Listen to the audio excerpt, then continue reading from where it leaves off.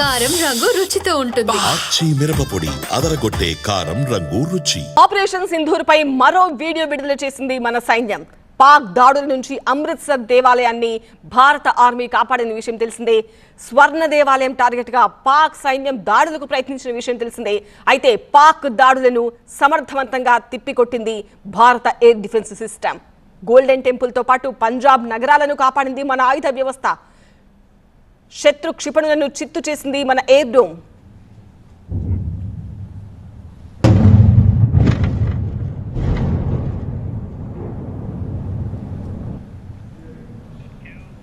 Operation Sindoor లో భాగంగా అమృత్సర్లోని స్వర్ణ దేవాలయాన్ని, పంజాబ్ నగరాలను పాకిస్తాన్ క్షిపణులు డ్రోన్ దాడుల నుంచి ఎలా రక్షించాయో భారత సైన్యం ఒక డెమో ప్రదర్శిస్తోంది. ఇందులో ముఖ్యంగా ఆకాశ్ మిసైల్ సహా అప్గ్రేడ్ చేసిన L-70 ఎయిర్ డిఫెన్స్ గన్స్ తో భారత్ దాడులు చేసింది. ఆపరేషన్ సింధూర్ కు ప్రతీకారంగా పాక్ మన దేశంపై ప్రయోగించిన డ్రోన్లు, క్షిపణులను కూల్చేశాయి ఆకాశ్ క్షిపణులు. ఇది భూతలం నుంచి గగనతలంలోకి ప్రయోగించే క్షిపణి. దీని పరిధి 30 కిలోమీటర్లు ఉంటుంది. శత్రు క్షిపణులను, డ్రోన్లను అడ్డుకునే సత్తా వీటికి ఉంది.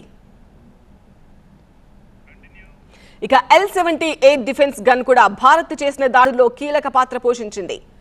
ఇది 3-4 కిలోమీటర్ల పరిధిలోని వైమానిక ముప్పును పసిగట్టి నిమిషానికి 300 రౌండ్ల కాల్పులు జరుపుతుంది. పగలు రాత్రి వేళల్లో కూడా ఇది పనిచేస్తుంది. पाकिस्तान मिलिट्री ने जानबूझकर भारतीय सैन्य ठिकानों को और सिविल इलाकों को निशाना बना के रखा. सांप्रदायिक और सामाजिक खलल डालने के लक्ष्य से पाकिस्तान आर्मी ने धार्मिक स्थलों को भी निशाना बनाया.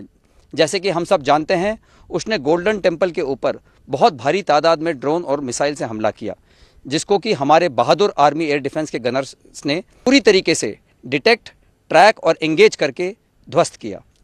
पाकिस्तान आर्मी के लिए सभी जायज़ टारगेट है.